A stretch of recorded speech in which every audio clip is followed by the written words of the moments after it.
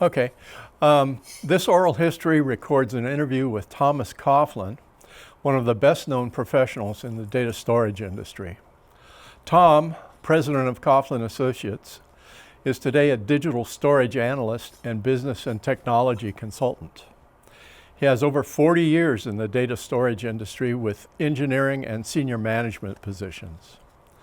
Coughlin Associates consults, publishes books, and market and technology reports, and puts on digital storage and memory-oriented events. He is a regular contributor for Forbes.com and media and entertainment organization websites. He is an IEEE Fellow, 2025 IEEE Past President IEEE USA, Past Director IEEE Region 6, and Past Chair of the Santa Clara Valley IEEE section. He's also active with SNIA and SEMPTE. For more information on Tom Coughlin, go to tomcoughlin.com. My name is Ron Dennison, and I will be conducting the interview. First of all, Tom, tell us about your family background, where you were born, grew up, and went to school. Sure. So I've got a script, 22 pages. So I'm going to use that. So I was born in South Dakota, and I spent my younger years in Iowa and South Dakota. I was actually born on the Missouri River in a little town called Chamberlain. And I went to high school in Sioux Falls, South Dakota, and grade school before that in Iowa. Carroll, Iowa was the town. My dad was an insurance adjuster working for what was called General Adjustment Bureau, GAB. My mom was a nurse working at various hospitals. I was a very busy child. I had lots of interests. I took piano lessons for 7 years. I also did some sports, but I think my amblyopia, I have my left eye, doesn't see as well as my right eye, kept me from being particularly good at team sports. I made drawings and paintings and wrote some stories and poetry. I sang in choirs as a child and did various types of choral singing, particularly in high school, like madrigals and things like that. I also participated in debate and did some dramas. I think my biggest dramatic role was to play Squealer in George Orwell's Animal Farm. So the line I remember in particular was, all animals are created equal, but some animals are more equal than others. Absolutely. That's a good line. I also had a home laboratory in the basement of our house in Sioux Falls, where I would do chemistry experiments of various types, including building little black powder rockets that I launched into the air. I did chemistry magic shows for my younger cousins, with my younger brother Dan, sometimes being my assistant, Igor. One of the chemistry books I particularly enjoyed using at this time was the Golden Book of Chemistry Experiments. And I have a comment that the chemistry kits you can buy nowadays are not nearly as much fun as the old ones, because you can make black powder and do other interesting things. So that's a little bit about my background. Yeah, I think it's a general comment on attorneys being in everything that things have gotten dumbed down. Yeah. Do you or not as dangerous anyway. Yeah. Do you still play piano? No. Well, probably somewhere within my, my physical memory, I remember some stuff. I also played some guitar when I was in, college, and but I couldn't play right off. But I do know I can generally recognize notes. And I have a sense of tone. You have the musical education. Yeah. So who were the people who most influenced you? Well, my parents, of course. My dad's commitment to my mom and their efforts raising my brother and I had a big impact. So I have only one sibling, my brother, 2 years younger than me. But from the technical side, I think my mom had the biggest effect on my interests. She was a nurse and was always doing things with us. She was our den mother in Boy Scouts. She was always busy with various crafts and encouraging us to explore and do things. So I think I kind of got that from my mom. I was also inspired by my reading when I was a kid, and as well as TV. I was into hard science fiction, and I wanted to help create the technologies that I would read about. I've been interested in being a scientist or engineer for about as long as I can remember.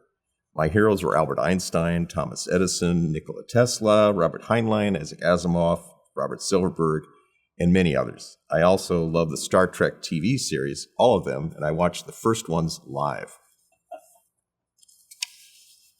Okay, well that answers the next question. What did you originally want to be when you grew up? Obviously an engineer or scientist, right? Yeah, but I've got a little bit more on that. So as I mentioned, my reading, I read a lot of stuff, but it wasn't just science fiction. I was very eclectic. An avid reader, reading biographies of people of all sorts, for example, science fiction, they mentioned other topics. But I did want to be a scientist and understand how the world worked and discover new things. So I read about science. I started subscribing actually to Scientific American when I was in high school. I particularly liked the section on the amateur scientist on building stuff. And I tried many of the experiments in those columns as I was able to get parts to do so. I also liked the mathematical games articles by Martin Gardner. And I'll talk a bit more about that, I think, later. In addition to my basement where I did experiments, I did some research and interact with folks at 2 local universities in Sioux Falls, that's colleges really. Took all the math classes my high school had available, wrote a paper on possible Precambrian fossils in Sioux Quartzsite, and presented it at the South Dakota Academy of Science. My God, you were a busy guy. So tell us how that influenced you and affected your life decisions. So I went to O'Gorman High School in Sioux Falls, South Dakota. And they had a program where you could test out of your mathematics classes, and I took advantage of this by studying the textbooks and taking tests. So I basically ran through all the tests, all the mathematics tests. By my junior year, I was out of the math classes in the school and took some math classes at one of the local colleges. I also took a physics class at the local public high school since they didn't have one at O'Gorman. The children of the chief engineer from Raven, named Jim Winkler, another guy who actually had some influence on me, a local company that made, among other things, sport hot air balloons, attended O'Gorman High School, and I became friends with the family. In particular, his son David, who was a year ahead of me in high school. I used to be part of the ground crew for several of the family's hot air balloon flights. The ground crew got to help launch the balloons and then go in a truck and follow the balloon to where it landed because they couldn't direct where they were going, and then help them pack the balloon up. I even took a ride or two in one of the balloons. And one time I helped launch a helium-filled balloon that launched near Sioux Falls, where I was living, and landed in Texas. I had given the crew a self-addressed postcard to send back to me from Texas. Somewhere I've got that. So David the Winkler, who was my friend, was interested in building things, as was I. And we looked at the Scientific American amateur scientist articles. And I went over to his family's house fairly often. It was a very interesting place. His dad was an engineer, and he had an element collection. And he had samples in acryl bins. You know what those are, right? That were arranged in a living room like the periodic table. So he had element samples of the periodic table. Not much of the transuranics, but basically almost anything else. He and his family once built a large airfoil kite that must have been at least 10 feet square, and they had to use an electric motor and a stout line to raise and lower it, and which could go very high in the sky and stay there for hours. We talked about launching rockets from it, but we never did.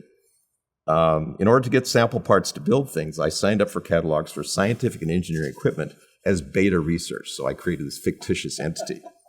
And one time a representative from one of the companies whose catalogs I subscribed to stopped by to visit in Sioux Falls. He met my mom, who told me I had a visitor.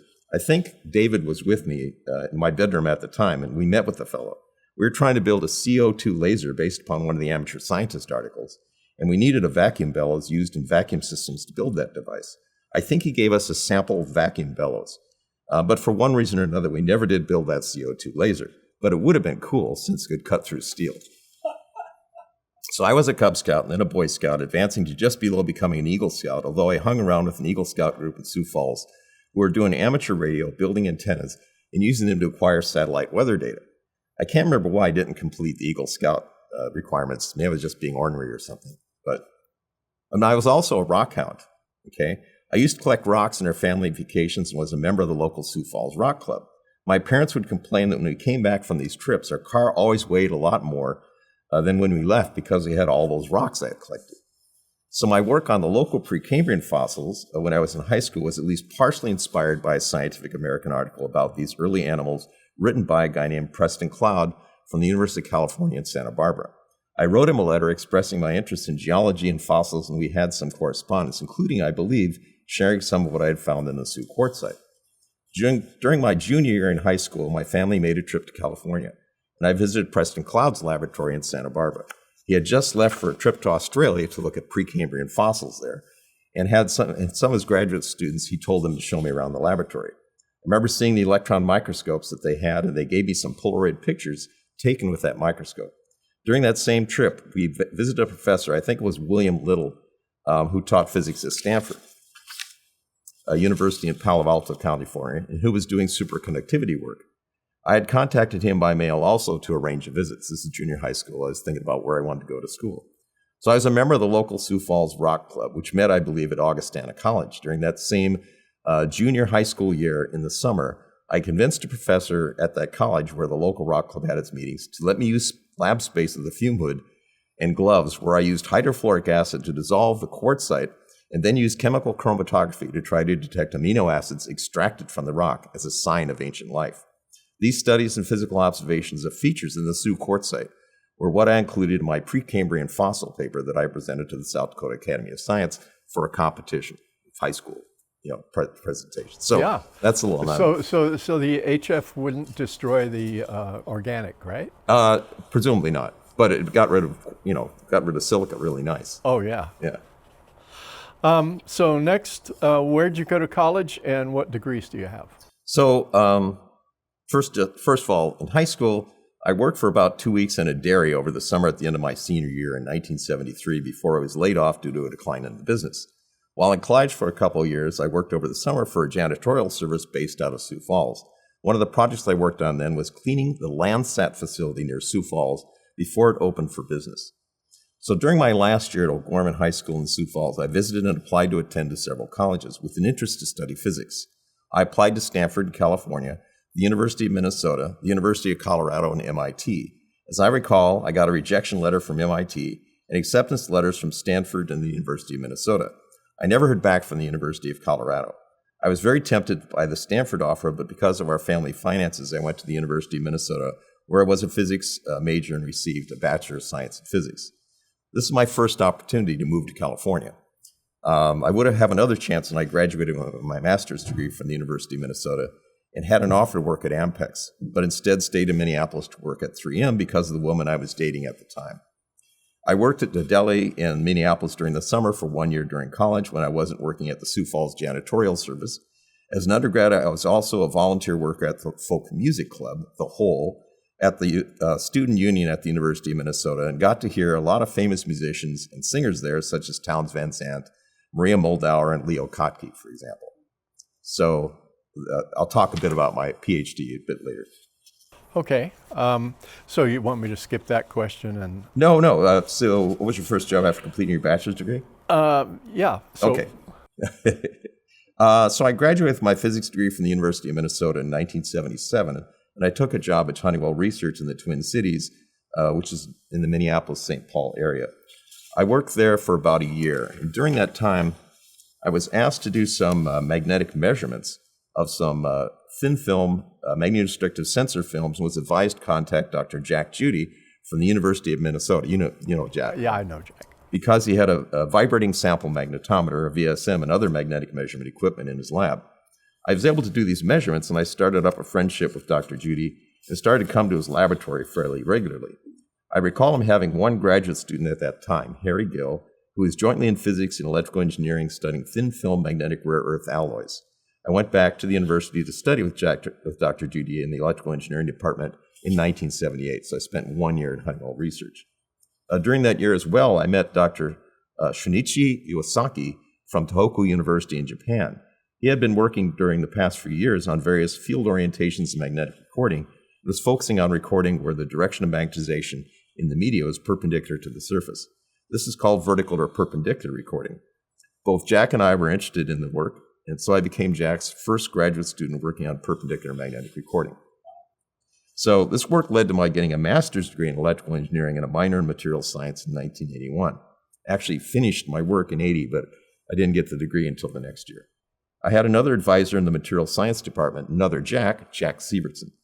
The work included depositing thin magnetic films of cobalt chromium alloys using RF sputtering on a makeshift sputtering machine that included mechanical and diffusion vacuum pumps, an aluminum plate with an elastic seal on which a piece of glass sewer pipe was laid. I wrote a paper on our cobalt chromium thin film work based upon my master's degree in 1981 with Jack Judy and another fellow named Ed Worry, who'd come in as another student.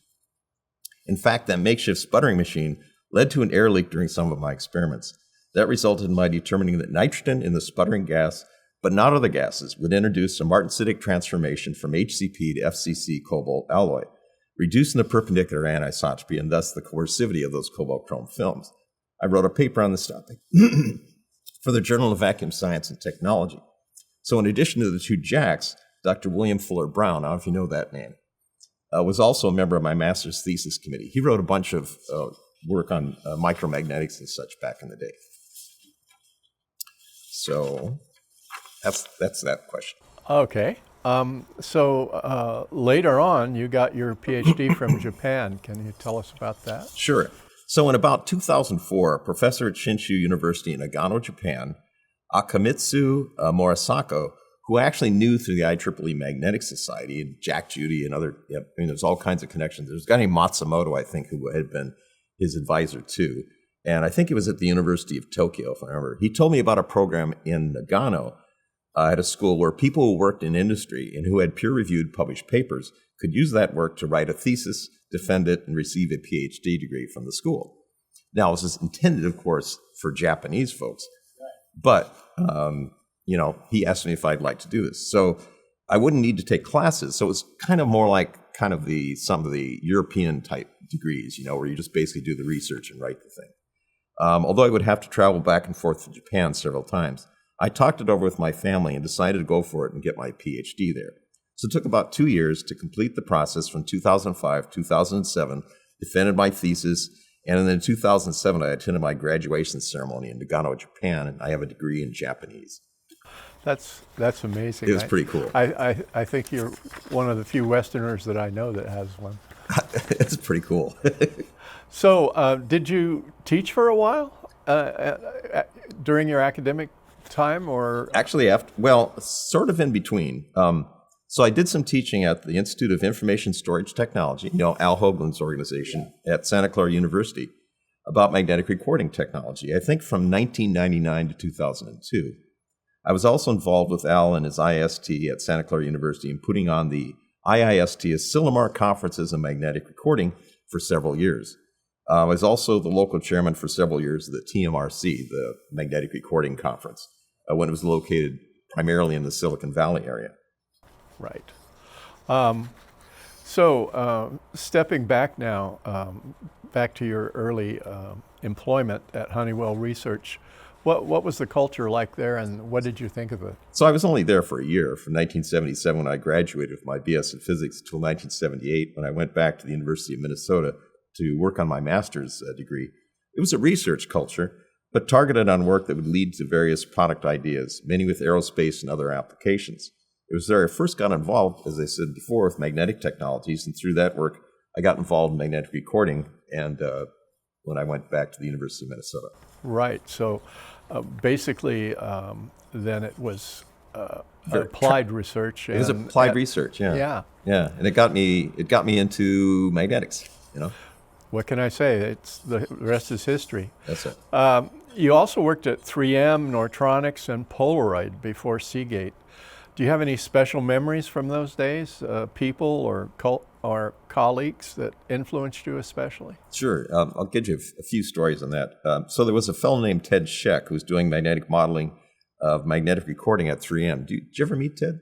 I don't think so. Okay. He did this, he wrote analytical equations to model recording processes, who I enjoyed interacting with. I also met people such as Mike Sherrack and Jim McKinney. And they actually first pointed out that earlier work by Dr. William Fuller Brown, who I mentioned earlier, could be applied to magnetic recording to show that over long times, the magnetic coercivity would be lower than in shorter time periods, which led to an understanding how magnetic thermal erasure could occur in magnetic recording. So they were working at 3M when I was there, and they wrote that paper, the paper that sort of first talked applying, magnetic properties to understanding that you could have erasure, magnetic thermal erasure. So my work at 3M centered upon making and characterizing perpendicular magnetic recording media on a flexible, stretched substrate for a potential magnetic recording application. So it was a plastic substrate, but it was Kapton, and it was stretched in place. You remember that? I worked with Kapton at Memorex. And for thermal transfer magnetic recording. Yeah, this was just going to be conventional magnetic recording. It was just going to be this stretched surface plastic as an idea instead of a hard disk. Yeah, well, the Kapton is much more dimensionally stable than that's the reason why. And you could sputter on it at higher temperatures because it's got the it's a very high temperature alloy.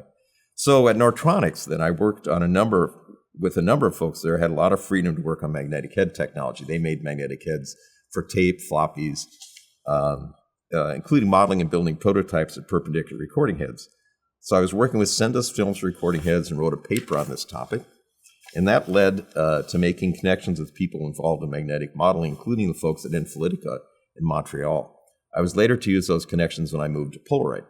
I worked with Leonard Kronfeld, Joe Dundovic, and New John Yingvi, these are some of the founders of that company, and others at Nortronics. Also at Nortronics, I met John Bartel, who is a guy who's been a longtime friend. So when I moved to Polaroid, it was in Tech Square to the MIT campus in Cambridge, Massachusetts. That was in 1985. So I lived just a little bit of ways in a place called Charleston. It's in Boston. And so I was originally working on designing magnetic recording heads and media that would be used in a digital camera that Polaroid planned to create, and for which they would use the same type of roll coders for coding the film, that they used to manufacture Polaroid film for their instant cameras. That storage media was going to be a very small floppy disk and a protective plastic cover. Essentially, it looked like a little micro floppy, only really tiny, like 1 inch diameter. There were some prototypes that media made, and I've been looking for one of them, but I haven't been able to find it. And a relatively complicated optical servo system that was developed and patented for tracking the recording tracks on this media. Now, during my stay in Polaroid, I collaborated with several people to create magnetic recording heads that could fly close to the flexible media. This led to my first U.S. patent on a slotted structure on a head surface to control the spacing between the head and the media. I also got more into magnetic modeling of heads, particularly using finite element modeling. I spent some time with the Infolitica folks in Montreal, including with David Lowther, who's been a long-time friend and colleague, and I published a paper with him on some finite element head modeling. So I visited him and his wife actually last year in Montreal, of course, doing an IEEE visit. So in addition, here are some of the people I worked with while I was at Polaroid. A guy named Tom Doherty, who's still a friend, is a mechanical engineer, supported our mechanical designs, and who also had a sailboat on Cape Ann that he and I would take out for a sail during the week after work. So we'd sail down to Salem. We started 8 p.m., and we didn't come back until 2 in the morning or something like that. Usually have a beer, then came back. And sometimes there's some of the stories I remember that, but it's so foggy. This is before GPS or anything. We're listening to see how close we came to some of the islands to make sure we didn't crash into something. So anyway, he remains a friend, and I visited him once in a while in southern New Jersey, where he lives today. Fawaz Habal, who was working at Polaroid at the time, is now teaching physics at Harvard University. There were others, but I have to dig their names up. I've actually got a box of all my Polaroid stuff that I was going to write something on that. So after about a year, high-level Polaroid management ended the digital camera project, and the Polaroid managers working on the recording project pivoted to working with JVC on creating a storage system using the Polaroid media with a more conventional sized floppy disk with the optical servo tracking built on it. So that was something they worked on for a while. But that continued for about a year, but it didn't turn into a product, and it became clear to me that Polaroid was going to close down its magnetic recording activities. So, and they did, actually, too. So I started to look for... Tell me a little about that media. Was it longitudinal or vertical recording? It was longitudinal recording, but it had an optical servo system. There was optical servo systems after that time. There was one that was, I can't remember the company that developed it, but this is actually prior to that. And it was it used moire fringes. Oh, it was really complicated. So anyway, I started to look for other opportunities at that point, and received an offer from Seagate to work in their research center in Scotts Valley, California, working for Dr. Gordon Hughes. All right. So tell us about Seagate days. That was around 1987, I believe? 87, yeah. I moved to Santa Cruz, California from Massachusetts in 1987 to work at Seagate Technology. Talk about culture shock. Yes. Well, I remember coming out for the interview, and I had, I landed, I think, at San Jose Airport, which was much different at the time. The rental cars were just around the corner, right? And then I drove over the hill. I was going through the redwoods, driving through, Highway 17. I said, "This is nice."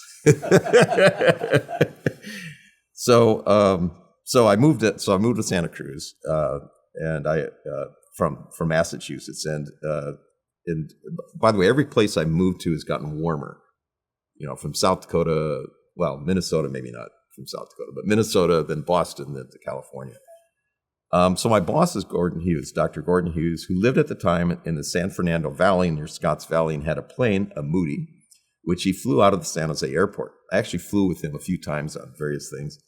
I very much enjoyed working with Gordon, who had even been brought in during the early days at Seagate to lead a team developing technologies for future hard disk drive products. This included, when I first arrived, a full magnetic head design and prototype manufacturing team under Gotzen. Hans Gotzen was the manager of that. I don't know if you remember that name. I do. Yeah, and then he ended up going back to Germany eventually, and I've met him sometimes in the past at some IEEE things. So Gordon's group was involved in interfacing with and doing joint research and development work with a thin film disk manufacturing development facility located in Fremont, California, and purchased by Seagate some years earlier. There's a guy named Leonard Nannis, another name, started the company that Seagate bought out. And I actually was to do some work with him some years later on electroless nickel disk technology after I started my consulting company in 2001. But one of my jobs at Seagate was to serve as more or less the primary interface person between Gordon's lab and the magnetic disk development group in Fremont. That group included Neil Hyman, Jason Proseski, and Bob Fisher, among others. A longtime recording researcher and entrepreneur, Dennis Spiliotis, was also consulting with the disk development group. I originally met Dennis through Dr. Jack Judy, since they were longtime colleagues and friends. You remember? I remember. Yeah. I was able to go to one of his events in Greece. Yes, he did that almost every year, right? Yeah, and I went to the last one because he died before the next one happened. But I'm glad I got to go. He invited me for years. I ended up doing a couple of publications with this team on magnetic recording disk technical developments. I actually have the references here. I'll give you a copy of this. I'll give you this afterwards. Yeah, we'll use it in the transcript. Yeah. Other people who I worked with at Seagate included Paul Tedrow, who was in the drive engineering group and who I worked closely with at the time. There was another fellow we called Mr. Clean, and I can't remember his name, but he was called that because he was involved in quality control of the clean rooms. There were some other characters there too. I've been trying to remember the names, but I can't. There's one guy I remember who Gordon had worked with before, and he was kind of a nature guy. And I remember one time he actually poisoned himself by eating bad mushrooms. But, anyway, but there were other people I remember meeting there. There were some interesting characters.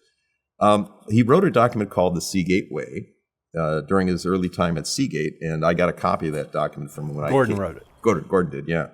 But he didn't have his name on it. This document did not indicate his authorship, but it had a lot of useful advice for creating a good working environment with some wry humor.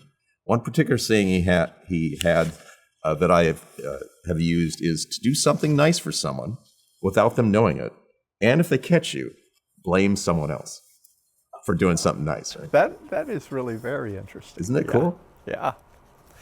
So, very, very quickly, you were 2 years at Seagate, and then you went to Maxtor in '89. What caused that transition? And that's where we met. Yeah. So I was. They had a layoff at Seagate actually before that time. I wasn't laid off, but a lot of people I knew in Gordon's group were laid off. And Advanced Technology is always the first to go. Yeah, they got hit. And I was trying to see was there a chance of doing more, there. It didn't seem like it was at Seagate at the time, but Maxtor was looking for someone to help manage the head of media group. So I ended up going to Maxtor, but then driving over the hill. And actually, that was this is during in 1989. You know what else happened in '89? The earthquake. Oh my! Of course, Loma Prieta. Yeah, and that night. So I remember working at Maxtor at the time and being in a conference room. It's on the first floor. There were like 2-story buildings, right? And all of a sudden the ground started to shake. And so, the exit door was just around the corner. So I went out there. I could see the waves in the ground and see the cars rocking back and forth in the parking lot. But that night it took me like 4 or 5 hours to get home. Oh yeah, I think part of they the closed road down was 17. damaged, right? They closed down 9. I had to go way down south in order to get back to Santa Cruz. So And there were bridges that were collapsed even there, so it was, it took a while. But I was at Maxtor, I was leading the team working on heads and media for 3.5-inch hard drives. These were new products at Maxtor, I believe. Yes, that was their first 3.5. First 3.5. In fact, we hired you in to do that because we didn't have anybody from the Heads Media Group that really wanted to devote themselves to a product. Yeah. And so, and you'd been making 5.25-inch hard disk drives. I don't think you ever made more than that at Maxtor, if I remember. No, Maxtor started with 5.25. Their claim to fame was the 8-high disk stack for the full height. And also thin film media. Yes. Yeah. In fact, I remember that was one of McCoy's big things is we're going to use thin film media. Exactly. So I had a small but very international team when I was there. I had one engineer I managed who was from Persia, Parvis Ragozar, another from India, Nalvas Wanathan, another from Vietnam, and I can't quite remember his name, and finally one from Watsonville, California. I can't remember his name either. So there were also a couple of technicians, one from South America and the other from Vietnam. So in addition to designing and qualifying the heads and media for the Maxtor 3.5-inch hard drives, my group also worked closely with the other 3.5-inch engineering folks, purchasing and other groups involved in that. We also worked closely with our head and media suppliers. As I recall, Daztec applied magnetics and read-write for heads, and Comag, Akashic, and several other companies for media. There were actually a bunch of media companies at the time. Yeah, I think there were 5 media companies and 3 head companies. Yeah. So, let's see, it was Leonard Blenninger was our manager for the 3.5-inch group at the time.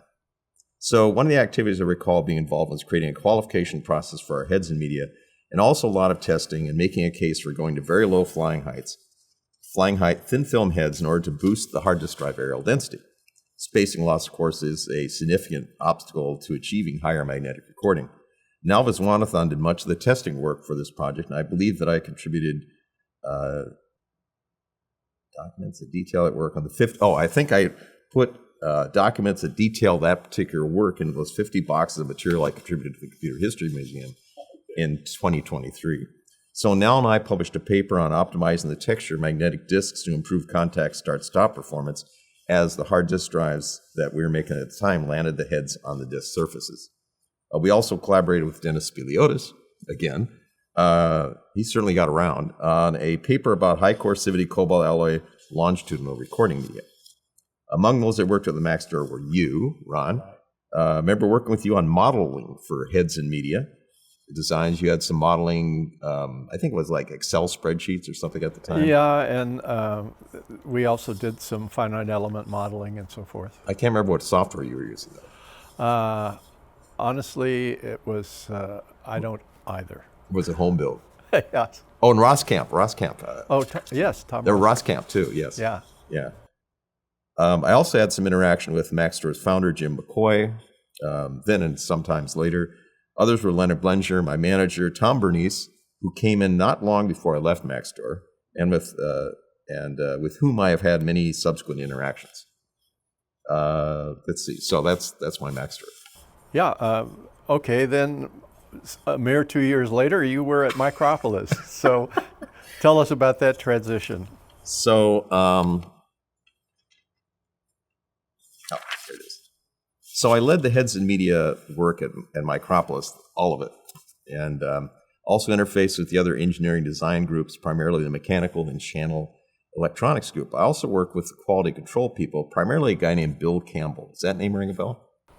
No, but Micropolis at that time was where? It was in Southern California. I can't remember the town. Chatsworth, maybe. Chatsworth. Yeah. And I also anyway, Bill Campbell, who was a quality control guy, and his team, as well as the purchasing folks I worked with on qualification specification of heads and media with our suppliers. We're making 5.25 and 3.5-inch hard disk drives at the time. Ended up making many trips to Asia to visit our heads, media, and related component suppliers, as well as coordinating various design and testing projects to solve factory problems between the Singapore hard disk drive assembly factory and the Thailand head stack assembly factory. For many of these trips, Bill Campbell and I worked closely together. And it ended up that there were a few of these trips where they were having trouble with up and down issues on the drives. And they said, oh, this must be the problem with the heads. And so we actually went there and did design of experiments, moving parts made one place, back and forth testing to find out, was it the heads that had the issue or was it an assembly issue? As I recall, a particular one we ended up staying a few weeks, but it was basically an assembly issue. So the parts, you may have parts that are tweaked differently, which is a possibility, and there's always going to be, of course, a distribution in there, but we're able to show that it looked like it was the assembly process that did it. So we saw at the HGA level or the stack level? Well, HGA level, it was building this. It's the stack level where I think they were having the problem. So the stack assembly, So HGA's coming in, seemed like the distribution was not the problem. Yeah. But the bigger problem of the distribution was when you did the assembly, which that happens if you're not careful. So we sourced heads again from the same kind of companies: Dastech, Applied Magnetics, and Read Write. And I actually remember because Applied Magnetics is just up the road a ways in Santa Barbara. So I remember having a lot of interaction with people there at the time. So also Read Write, discs from Comag, Akashic, and other companies. The founders are still active in the company when I was there, and they included Stuart Maybaum.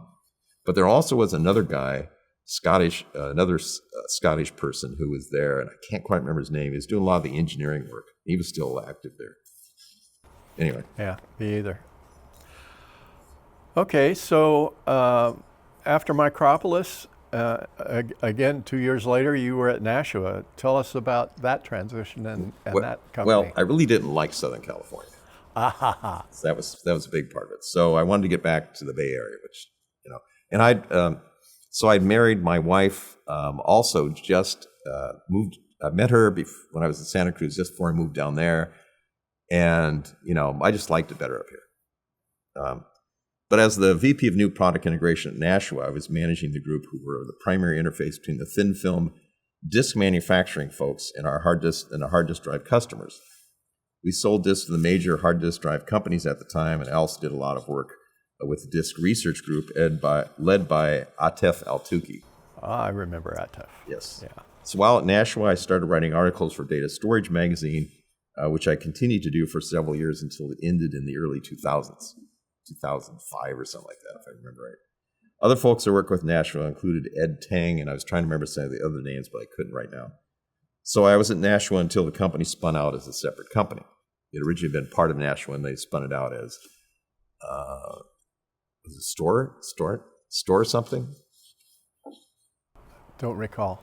I think, yeah, StoreNext, or it wasn't StoreNext, but it was Store something. Yeah. Okay. Then you went to Ampex in '96 as Director of Business Development. So suddenly it's not tech anymore, it's business development. Except it was tech. Actually. Okay. So when Nashua spun out of that disk group, I was involved in a few consulting projects for several years. And one was a consulting project on keeper magnetic recording media at Ampex, which turned into employment. I was first consulting and turned into employment as the engineering director, although my title was Director of Business Development. So I put together a laboratory, brought in a bunch of people to run it, with a full line of manufacturing equipment for sputtering magnetic disk, recording disks, and test equipment for making and testing prototype disks using this patented technology developed at Ampex. So, what kind of equipment? Whose vacuum systems were you using? I think it was Balzer's. It was a big circular disk manufacturing, but we actually had the lube tanks. Yes. We did the whole. We actually had flyable disks and disks that people could actually work with to do, and we're making parts that we were having tested at with our potential customers. So among those I worked with was Neil Hyman, who I had worked with at Seagate Technology. He was in their disk group at that time. He was away from there by then. So he was in charge of that sputtering equipment for making our prototype Keeper Media disks. Dave Davies, who is the guy who brought me into Ampex, the Ampex Keeper Media project, was he involved with 3M at one time? I think he was. Optical discs, I believe. He had previously involved in optical disc technology and startups as well. We later co-authored a chapter in the Wiley Encyclopedia of Electrical Engineering on magnetic tape technology. So other people I worked with on this project, including my old master's thesis advisor, Dr. Jack Judy, and some of his students, as well as Dr. Sean Wang at Stanford, and Bruce Wilson, then Sean's student. So I also sponsored some work on Keeper Media with Kevin O'Grady from the University of York in England, who I had met earlier. And I liked him a lot. He's a cool dude. So I did several modeling papers on Keeper Media with Roger Wood, then at IBM and Jim Montz. In fact, there's 5 of these. I should point out that Keeper Media became the industry standard subsequent to your development of it. In a way, yes. Yes, but you flipped where the soft layer was. But that was, that's one of the perpendicular recording. I was going to make a comment on that because this was, I think what was interesting about Keeper Media was it was the first of the complex magnetic structured media. Multiple magnetic layers of different properties try to create some phenomena that would improve the recording capability. Though I can't claim that there was some work that, particularly that Kevin O'Grady and we were doing, that I think we were seeing some of the interactions that somewhat like we had a chrome layer that we put in there between the magnetic layer, the hard magnetic layer, and the soft magnetic layer on top. Because the soft magnetic layer is on top of the Keeper Media. And that chrome was having some interaction with the media layer, which, the synthetic NF magnetic media was developed shortly after that. So in some sense, I think there's some descendancy from that. And then, of course, with the perpendicular media, there's another soft layer used, this time underneath. And we actually created some underneath with longitudinal media. So we were trying that under Keeper as well as over Keeper media. But longitudinal, we weren't dealing with perpendicular at the time. So they developed this patented Keeper media in 1987, not too long after the company experienced a big negative financial period when many people were laid off or left Ampex, like Roger Wood, who went to IBM but remembered the work they'd done at that time, and John Mallinson, who went on to be the first director of the Center for Magnetic Recording Research at University of California, San Diego. Ampex had been bought by Edward Bramson in 1987, and he wanted to try and commercialize the company's IP, including its Keeper magnetic recording technology. So the Keeper media, we describe this as a soft layer on top of the longitudinal magnetic recording media, generally, although we did some stuff where we put it underneath as well. And to read back the data recorded on the disk, a small bias field had to be applied in order to saturate the soft layer and to read back the recorded data underneath it. Writing was done by conventional write heads, and our work on the media indicated that most of the advantages of this media was due to a reduction of the demagnetizing field in the recorded media, reducing the thermal decay of the recording and the ability to record denser magnetic data. One more thing I just remembered, it's not in here. We were probably one of Marvell's first customers. So I actually met the founders of Marvell and we talked to them, and we actually paid them money, things like $50,000 to develop a amplified bias current for the Keeper media. So you could saturate, when you're writing, you could saturate the soft layer on top. So when you're reading, you had to apply a bias, so you could saturate the soft layer and then be able to read the data from the layer underneath it. So you have to have a special preamp. So they built these preamps for us, and I think it was some of Marvell's first business. So in this job, I co-author on 5 patents and 15 published numerous papers. The first one with Bev Gooch, who was the guy who did the original patent on Keeper media back in '87. Another guy named Brian Larson, who we brought in Data Storage Magazine with other technologists in the magnetic recording industry on the Keeper media recording technology. So we're very close to having a hard disk drive company. It actually was Maxtor. And there was a guy, Vietnamese guy at Maxtor, who was the engineering guy we were working with. God, I should remember his name. I didn't think to try to find that out.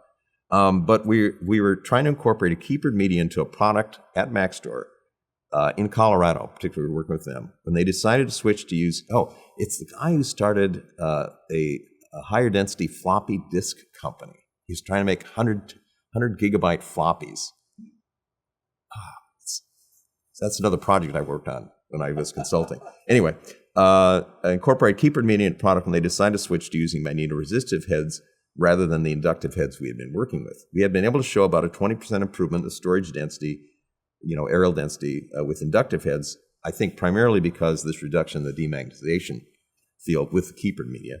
But we had not been able to show the same sort of advantages for reading with MR heads. Part of that was there's this distortion we got because of that other magnetic layer. And I think maybe if there were advantages we got with the MR media, it sort of screwed it up. Anyway, the keeper media project at Ampex wrapped up shortly after that. So I was also a consultant working with Raychem in the Valley. My brother worked with Raychem. So they wanted to spin off a ceramic subject project for hard disk drive substrates. And the guy who brought me in was Fredrickson? Ken Fredrickson, I think his name was. Anyway, so this is after the Ampex keeper media project wound down.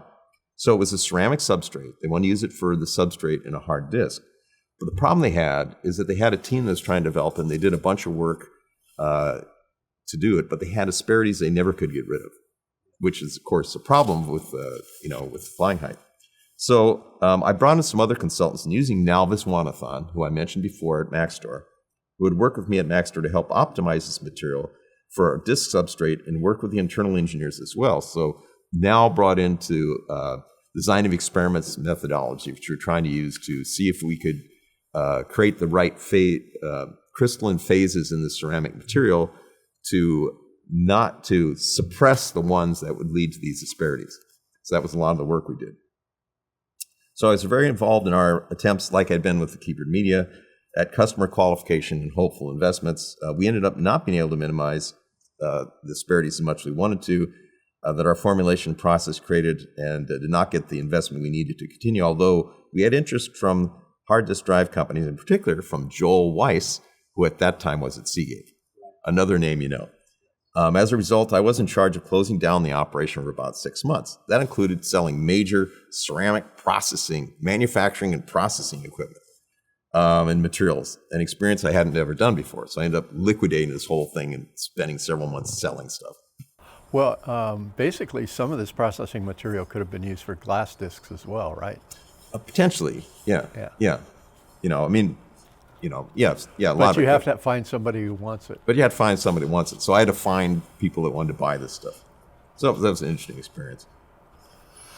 So your last direct employment in the hard drive business, basically not consulting but a real job, as it were, was at SciQuest as Director of Advanced Media Development. What stands out in your memory from that experience? So that was in 1997. I took a job as the Director of Heads and Media for SciQuest. It's a company that made removable disk cartridges and the drives they went into. Originally, you'd ask about Cy Iftikhar, who was the founder, but he had left by then. And there was a new group of managers, so I never worked for him. But I had a department of several engineers and technicians, including people in Asia. And we again worked on qualifying magnetic heads, magnetic read elements, and the magnetic media they went with, and worked closely with the other engineering departments in the company. And there's a name of the guy who was doing the mechanical. I mean, we actually went running in the mornings and stuff like that. I can't remember his name anymore, but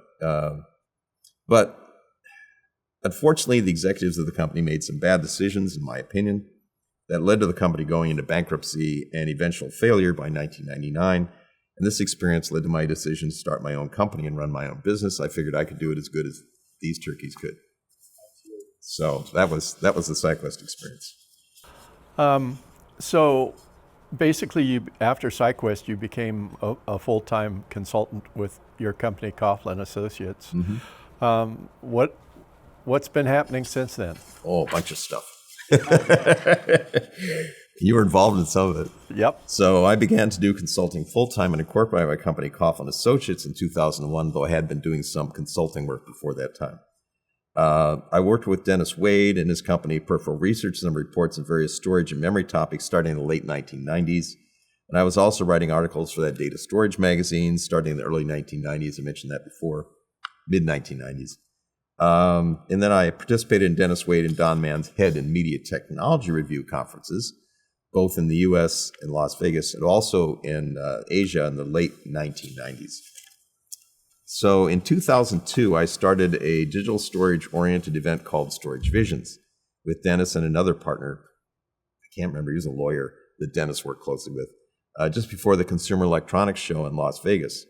Our first conference was at the Stardust Hotel, which has since been destroyed. We had the event, which we have a history of that. We had an event at least one and possibly two more additional years at the Stardust Hotel. And you started working with me, I think, when we were still at the Stardust, maybe the last year. Yeah, last 2 years. Last 2 years was at Stardust. Okay. Yeah. And my other conferences, I think, while you were still meeting, yeah. So a couple years later, Storage Visions became an official partner event to the annual CES. And for about 4 years, we co-located the event in the Consumer Electronics conference rooms during the Consumer Electronics Show. However, being co-located with the CES meant we couldn't have our own sponsor exhibits, and so it cut down on potential revenues. As a result, we moved the Storage Visions conference to hotels with convention centers on the Las Vegas Strip. These included the Flamingo Hotel. It's also gone. No, the Flamingo's still there. Oh, is it? Yeah. But the Riviera Hotel is not. It's gone, yes. And then finally, our last one was the Luxor, which is still there. So we've at least blown up 2 hotels. So our last Storage Visions conference in Las Vegas was at the Luxor in 2016. And then we held 2 more Storage Visions conferences in the San Francisco Bay Area in 2017 and 2018. So in 2007, I started a conference focusing on digital storage, and you were helping me on all these conferences, as well as the Creative Storage Conference. So it was focusing on digital storage using professional media and entertainment. I've been writing about this topic for a while and decided it would be good to organize a conference on it. So the conference initially held as a partner event to the MediaTek conference for a couple years in the LA area. I think it was in Long Beach. And then for 3 years with the annual National Association of Broadcasters show, the NAB show, held annually in the spring in Las Vegas, Nevada. In 2012, I moved the Creative Storage Conference out of the NAB to have it be a standalone event in Culver City, California. What was the hotel we were at? Oh, gosh. I'd have to go back and look. Yeah, but we were there for from 2012 until 2018. Yeah. So several years. It's close to Hollywood. It's one of the reasons doing it. Yeah, well, Culver City was actually where a lot of the Hollywood media companies were. And if I remember, that hotel was located on or right next to a site that actually had been one of the classic studio areas. Yes, yeah, it was. I think outdoors. Yeah, it was. Boy. Anyway. Yeah. So that was that. Peripheral Research published reports on various storage topics, and I participated as a co-author starting in 1997 on several of these reports. I also co-authored several annual reports with Fareed Nima, who shared office space with Dennis in Santa Barbara, California, and also with was a co-producer of his network storage conferences for several years, which you also helped with. It's like 3 or 4 years we did that, I think, if I remember right. Yeah. One of the highlights of these conferences was a speaker from Amazon talking about their new web storage offerings in 2006 when Amazon had just started its cloud work. And if I had been a smart guy, I would have bought Amazon shares back then. You and me both. So in addition to my Storage Vision and Creative Storage conferences and the Network Storage conferences for NEMA, I was also involved with Chip Stockton and Lance Leventhal from Conference Concepts on various conferences that they organized over the years, including the Fiber Channel Conference, the Server Blade Summit, Data Protection Summit, and other events. I played various roles in these events, including as a speaker, program committee participant, program chair, and general conference chair. I attended the first Flash Memory Summit, FMS, in 2006 and became the general conference chair of the FMS in 2007 and remained the conference general chair until 2017 when Lance kicked me out. I was involved on the program committee as a speaker and program committee member, and I was the program chair again in 2023 after they got rid of Lance and general conference chair of the FMS in 2025, probably this next year too. So I inherited Dennis Wade's original disk drive newsletter, renamed it the Digital Storage Technology Newsletter, and distributed it to subscribers every quarter since then. So this newsletter celebrated its 40th anniversary, if you include the prior work, in 2025. Over the years, I also published reports by myself and with colleagues in various storage topics and applications, including digital storage and consumer electronics and professional media and entertainment applications. For several years, I published a report on the hard disk industry and capital equipment requirements. In 2011, I brought in Ed Grachowski as a co-author, and when I shifted this report to focus on the emerging non-volatile memory technologies, because people weren't buying capital equipment for hard drives anymore, such as various types of resistive memory, random access, RAM, magnetic random access memory, MRAM, phase change memory, PCM, and ferroelectric random access memory, or FRAM. Ed also joined in this venture, and our partnership on those reports ended in 2016. In 2018, Jim Handy, a longtime semiconductor industry analyst and colleague, joined me as a co-author of this emerging memory report. Jim had his own consulting practice called Objective Analysis. We worked together on this more or less annual report since then. We have also worked together in several other projects over the years. In addition to the reports and conferences, I have had an active consultancy. Among my many projects is helping investors with technical due diligence for an investment in a major company making hard disk drive media called Comac. Creating hardware relationships that enabled the first ATA-based storage network system in NetApp's FAS 900 line in 2002 to 2004. So the ATA and now the serial attached SATA. Yeah, SATA. Yeah. Drive storage arrays now dominate mass storage in enterprise and hyperscale storage applications, with hard drives at least. I was also involved with a colleague on a project optimizing high-capacity hard disk drive factory testing and certification for a major hard disk drive company. I've been an advisor and consultant to many startups and established companies over the years, working in the digital storage and memory industries, including hard disk drive storage, various non-volatile memories, flexible disks, optical storage, and DNA storage. In addition to my consulting and reports, I've also been involved in a number of blogs and online publications over the years, including a blog on storage and memory and application topics called Storage Bytes for Forbes.com, starting in 2011, just before the big floods, the year that they had the big floods in Thailand. And so that ended up being, I wrote a bunch of stories on that back then. I've done a blog for Processor Magazine out of the Midwest from 2006 to 2008, and various blogs and articles for professional media and entertainment publications, including Post, PostPerspective.com, BroadcastBeat.com, and others over the years. I've also written many white papers for various players in the storage industry over the years. In 2006, I began to think about writing a book about digital storage that is used in consumer electronics based upon some reports I'd done on this topic, my attendance at CS shows, our Storage Visions conferences, and membership in the IEEE Consumer Electronics Society. I wrote the book while doing other projects through 2007 and also getting that PhD. And in 2008, my book, Digital Storage for Consumer Electronics, The Essential Guide, was published by Nunes Press, a division of Elsevier Corporation. I updated this book in 2018, and that second edition is published by Springer. I've also been involved in various storage surveys and resulting reports over the years, including a more or less annual survey on digital storage in professional media and entertainment that I've done since 2009. I gave talks at the annual SMPTE conference, Society of Motion Picture and Television Engineers, on this survey a few times. Okay, you've obviously been very, very busy, and you've also been involved with a number of standards organizations. The first one on our list is IDEMA. What can you tell us about that organization and your involvement? Yeah, I seem to have a thing for doing volunteer stuff. So IDEMA is the International Disk Equipment Manufacturers Association, and I was involved with them since the early 1990s, or at least 2013. I was the standards chair for heads in consumer electronics and overall standards chair at IDEMA for a little while at the very end between 1992 and 2006. Yeah, I was a founder of IDEMA. I was one of You were? I know you were, yeah. Yeah. That was, is it 89? Yeah. Yeah, and I got involved, I think, by 91 or something like that. I started to do some stuff. So that would have been when I was either at Seagate or, no, Maxtor at the time, I think.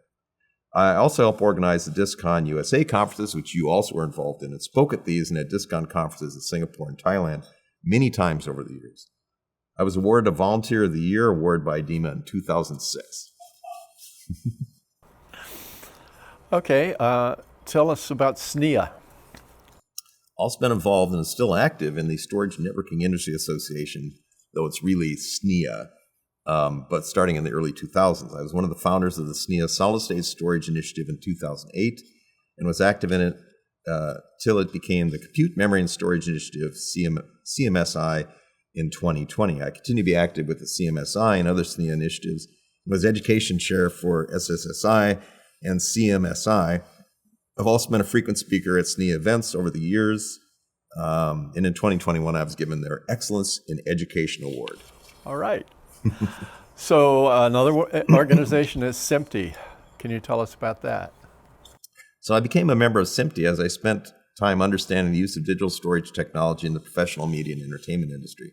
I've attended many SMPTE events, spoken and written articles about digital storage of professional media and entertainment for these events and for their journal as well. I've done this survey on digital storage used by media and entertainment professionals since 2009, the results which I have published with SMPTE, and I also publish and sell a report on the digital storage of professional media and entertainment. So it's related. Yeah. So what is HNK? So it's HKN is actually what it is. Oh, so it's Greek. It's Eta Kappa Nu. It's the honor society that became part of the IEEE about 15 years ago. So ordinarily, for instance, if you were an electrical engineering student undergrad, you might, in your top 2% of your grade, you could become a member of Eta Kappa Nu. So I did not study electrical engineering in my undergrad. So I was inducted, I think, actually in 2014. They have this special chapter called the Eta chapter. It's a professional chapter, so it's professional induction. So I studied physics as an undergraduate, so I didn't join when I was an undergraduate student. So this Eta chapter, I was inducted into that shortly before I became an IEEE director for Region 6 in 2015. Okay, and so it's Eta Kappa Nu, the official honor society for electrical computer engineering scientists, founded on the ideals of scholarship, character, and attitude. It was founded in 1904 at the University of Illinois, Urbana-Champaign. Okay, that brings us into discussion of the IEEE, and you've obviously talked a little bit about what you've done there. Tell us, you've been volunteering with them for almost forever, so if I hadn't talk about that a little more? If I hadn't been my own boss, I probably never would have gotten away with all this volunteer stuff I've done. So I think it started, it started the Magnetic Society, local chapters, right? So I participated in some local Magnetic Society chapter meetings in the Twin Cities while I was there, working there, I believe, if I remember right. I know I went to many magnetic conferences and that I became an IEEE member initially as a graduate student at the University of Minnesota to get a discounted registration to attend an Intermag conference. So I had previously joined the American Physical Society while I was in a physics undergrad. So I continued both memberships over the years, with 47 years with IEEE as of 2025, and probably 49 years as a member of the APS. Yeah. So I began to, but I haven't done as much with APS. But I like, Physics Today magazine and stuff. So I began to attend. There's only so much time. Yeah, I have the same physics and yeah. math background and APS and yeah, IEEE. Thought so you did. Yeah. I might beat you by a couple of years, but that's still a very long time to participate. And you really participated. I did, and I and some people drop their membership and come back. I thought about it, but I didn't do it. So I attended local Magnetic Society chapter meetings in the Bay Area. And in 1992, while attending an event at the local Magnetic Society chapter where the chapter election was being held, it was apparent that many of the attendees didn't want the person running as chair of the chapter to continue. And they asked at the meeting if there was any nominations from the floor. So I said I'd be willing to run, and it turned out that when the vote was taken that I won the office. As chair of the local Magnetics chapter, I attended local section meetings, but was not very happy with things that were going on in the section at the time, so I didn't get very involved with the section at that time. So this is the first I call, I don't know if I talk more in here, but the candidate of last resort. So anyway, so I participated several years in local Magnetic Society meetings and also helped to organize speakers, give talks myself for that chapter. There's one I remember, Reflections on an Aberrant Mirror, that I did, which had a cool name, but anyway. I also participated in larger Magnetic Society events where I published papers and gave talks on magnetic recording topics. I ran for Santa Clara Valley IEEE Magnetic Society chapter chair and won in 2003, and ended up doing another year as Magnetics chapter chair when the then newly elected chair stepped down because of personal reasons. I was one of the founders of the IEEE Consumer Electronics Society chapter in the Santa Clara Valley section in 2005, and I was chair of that chapter in 2006.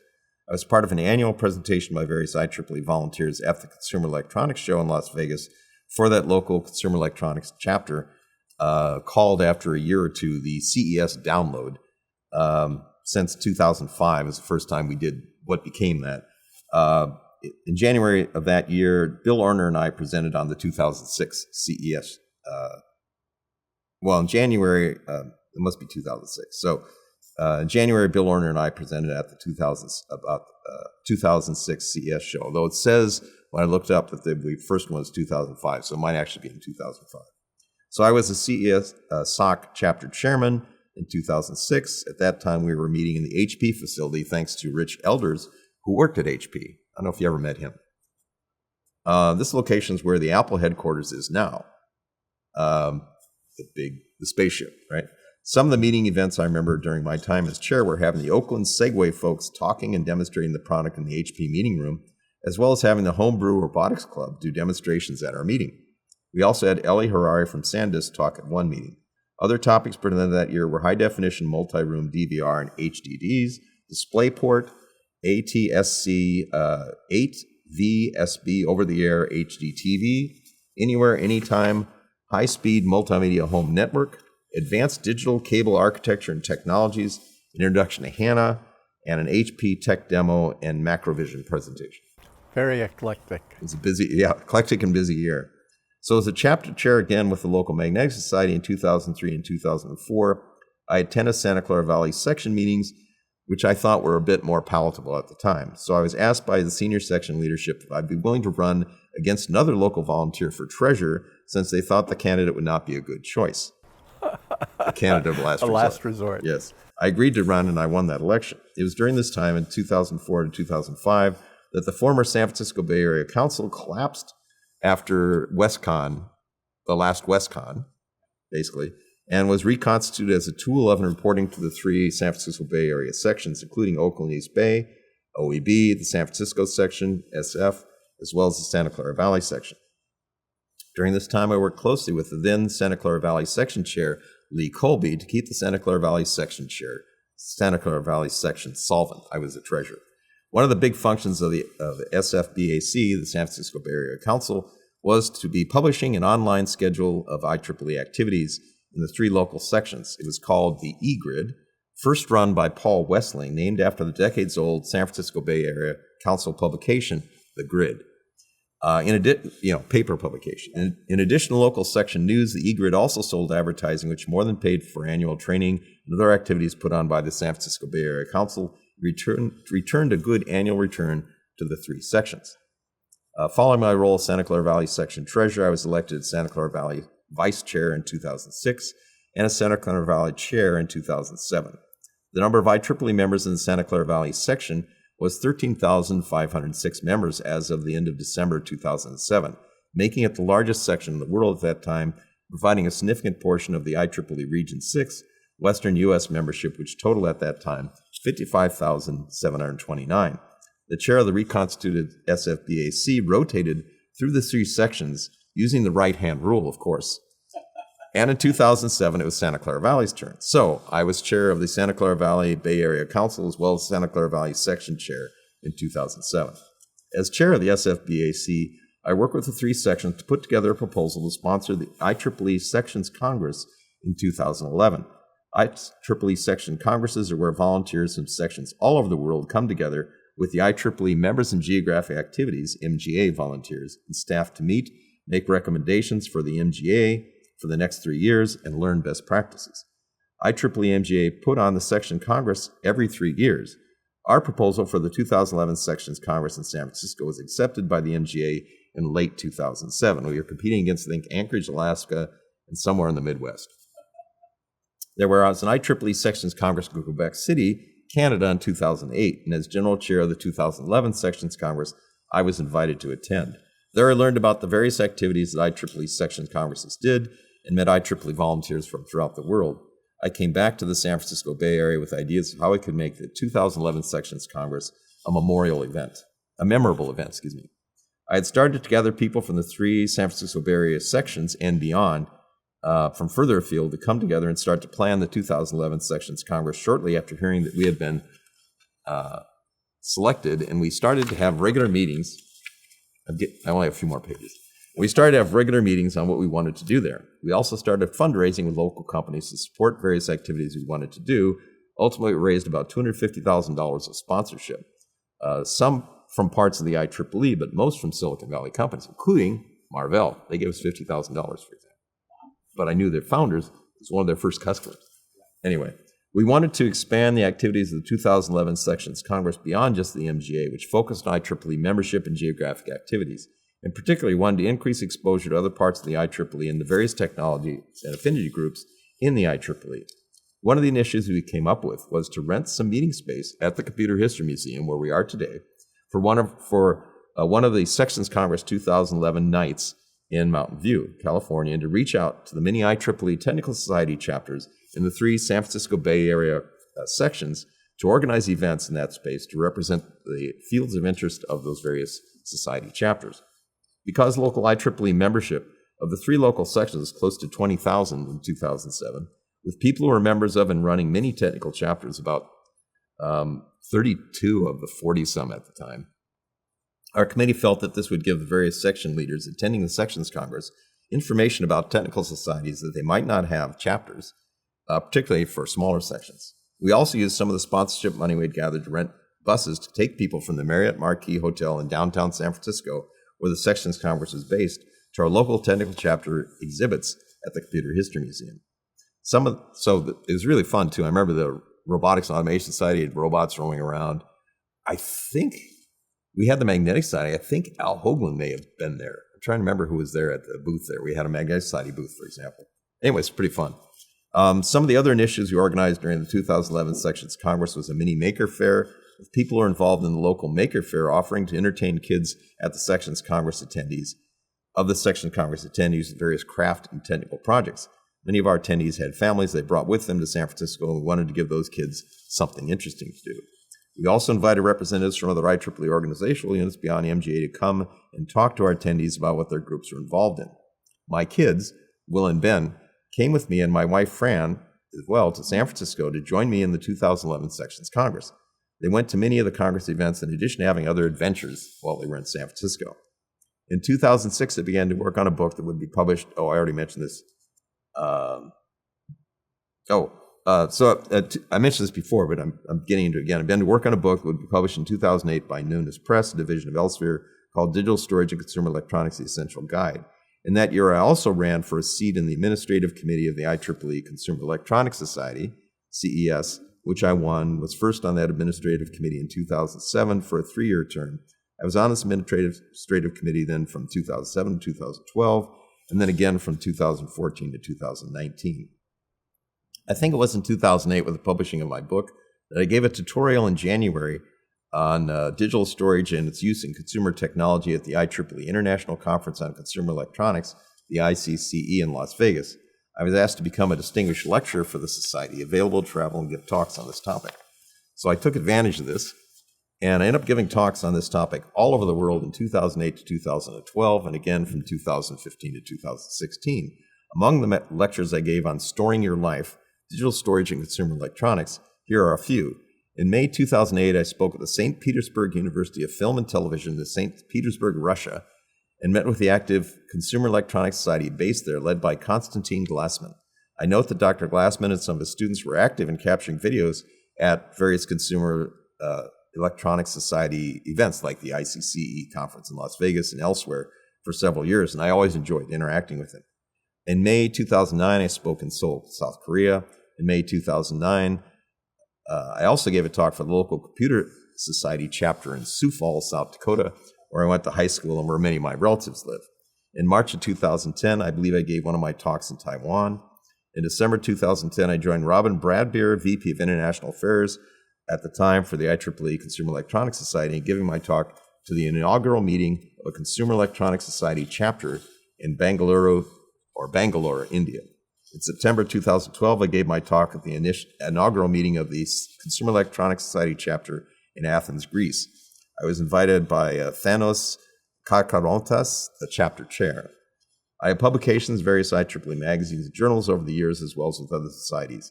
I edited and mostly wrote a column on digital storage and memory and consumer electronics for the IEEE Consumer Electronics Society Consumer Electronics newsletter, and then magazine from about 2011 to 2021. I've been the editor for a column on digital storage and memory technology for the IEEE Computing magazine, put out by the IEEE Computer Society since 2022. In 2022, I became a member of the IEEE Magnetic Society AdCom for part of a year, replacing someone who had to leave the AdCom, appointed by the then president. While in that role, I was able to get funding from the MagSoc and the local section to create and install a second copy of the IEEE RAMAC Milestone on the Milestone wall outside of here at the Computer History Museum. In 2023, as IEEE President-elect, I went to the Perpendicular Magnetic Recording Milestone Ceremony in Sendai, Japan, and participated in that event with Dr. Shinichi Iwasaki, who died, I believe, earlier this year. In the course of my travels as IEEE President-elect, President, and past President, I've given numerous talks on digital storage technology and its applications, including one at the 2024 World Science Fiction Convention in Glasgow, Scotland. I organized and moderated a panel on digital preservation at the WorldCon in Seattle this last August. I'm organizing a panel on digital storage in professional media and entertainment for the 2006 WorldCon in Los Angeles. So this actually was getting IEEE involved in science fiction conventions, because that's part of why I got into technology, and I think there's other people with similar mind. So I also visited many companies in my IEEE roles, as two of my biggest priorities were to bring more young people into the IEEE and retain them. And since most of those younger folks worked in industry, to help the IEEE to have stronger engagement with industry, to provide value to those involved in the practical applications of technology. I was very pleased to find out at the IEEE meetings November this year that the average age of higher grade IEEE members declined about 5% since 2022 after having risen annually for close to 2 decades. Perhaps our efforts were making a difference. Hope so. So that's pretty much the IEEE. You've mentioned an awful lot of people. Are there any you haven't mentioned who were a big influence on you? Well, I can't remember all of them, of course. No. But I mean, John Bartell, who I met at Electronics, has remained a friend for many years. My best high school friend, Tom Barnett, who I still occasionally get in contact with. Larry Johnson, a local rock hound from Sioux Falls, who I worked with, and I was looking for Precambrian fossils in Sioux Falls. And he and I actually found there's a place where we uncovered some fossil mud cracks and exposed a bed of fossil mud cracks at the falls of the Sioux River, which you can still see today. I also interacted with some people in Sioux Falls College when I was in high school and then through college. It's on the tip of my brain. I can't remember the name, but they were doing this project. They were on I think it was on the Sioux River, upper parts of the Sioux River, and they're looking for nematodes in the mud and studying them. And so I kind of connect with them, and I even went on some of their nematode adventures. But I can't remember the names. Others as well over the years. Anyway. Okay.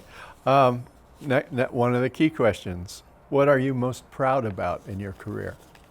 I guess just the number of people I've come to know, and some of whom I may have influenced, perhaps. And I think I've been involved in a lot of things, gotten a lot done, I believe, through the joint efforts with these many colleagues and people that I've been active with. So I guess that's the thing I'm most proud of, I think. Okay. What are you doing now? I'm trying not to be retired.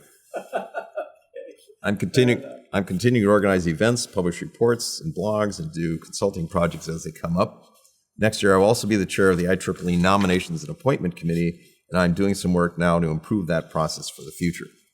I have other projects as well, including writing a book about my IEEE experiences. I have about 400 pages of material at present. One of my IEEE friends, Matt Francis from Arkansas, and I have been talking about starting a podcast next year. Oh my goodness. So he makes high temperature semiconductors. You have a tremendous variety of interests. Are there anything that you spend a lot of time on that you haven't talked to us about? Well, making beer. Okay. I've been making beer for I think it's in here somewhere. I'm going to talk about that. So other interests, right? So I was co-chair of the Mass Storage Roadmap Committee with INEMI, which became INEMI, since 2002 with a guy named Roger Hoyt, formerly at IBM.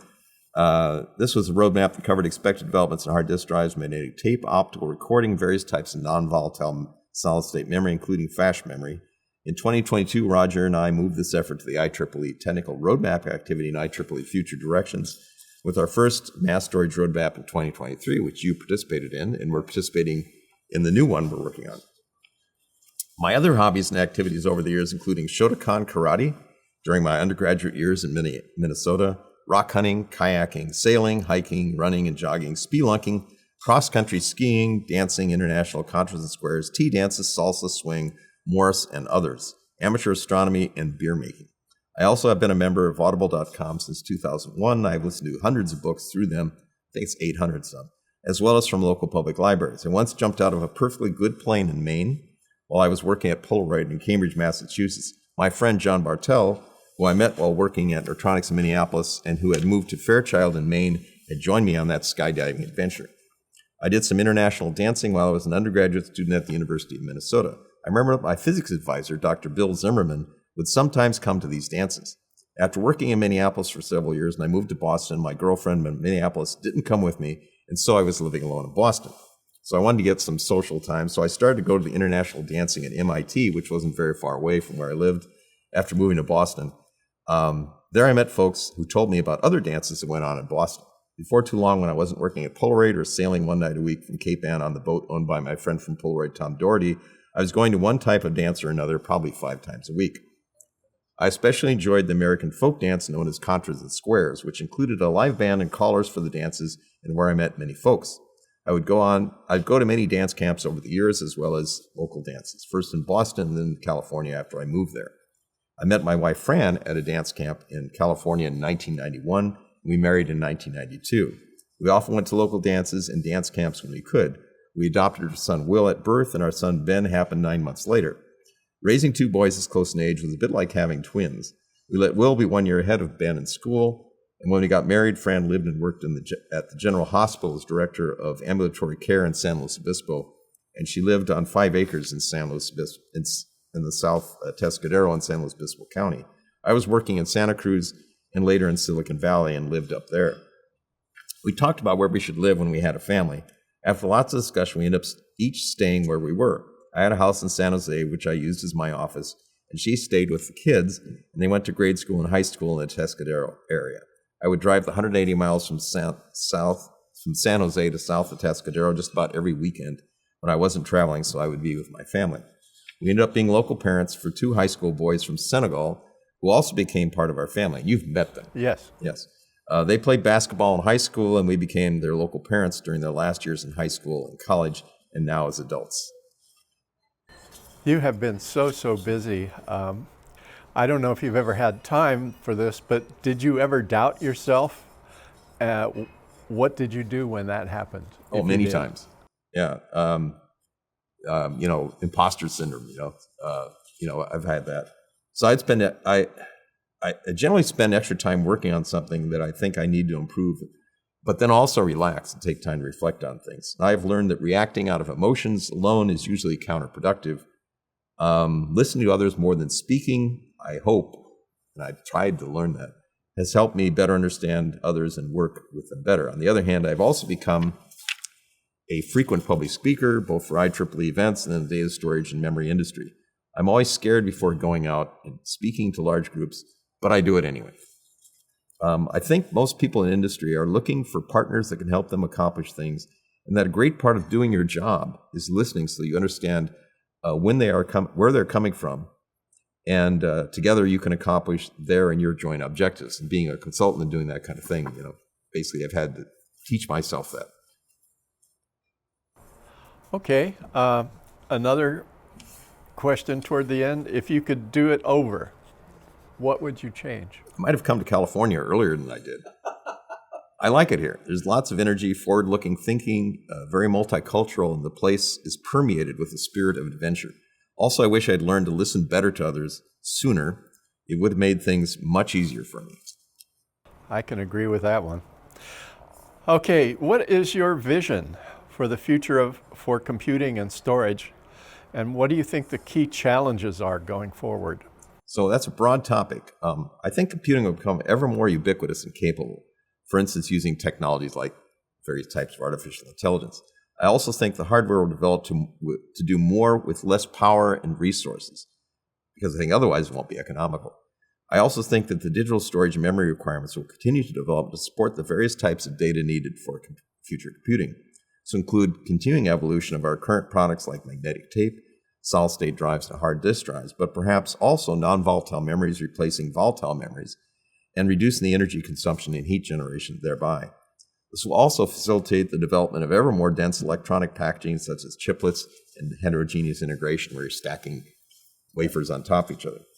So in addition, I think we'll need to deal with a major challenge to keep so much data safe and for a long period of time, which require new metadata and management practices as well as software and hardware technologies. This might include some new approaches to optical storage and media that last for long periods of time. For instance, S-Photonics or Microsoft's Project Silica. It also requires dealing appropriately and overcoming issues associated with technical obsolescence of our current and future technologies. How best can we communicate with the future? You've mentioned the potentially increasing use of non-volatile memory. Do you have any particular candidates? Well, since I come from magnetics, I'm kind of partial to MRAM, magnetic random access memory.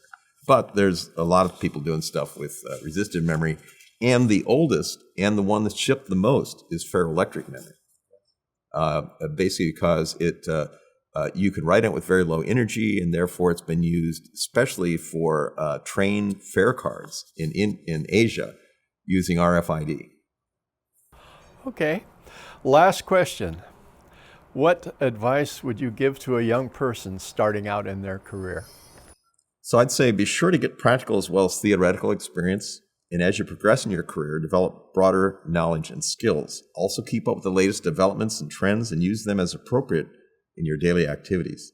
Also be someone who makes things better rather than worse by what you do. All right, Tom, thank you very much. That's my deal. You may have this. Okay.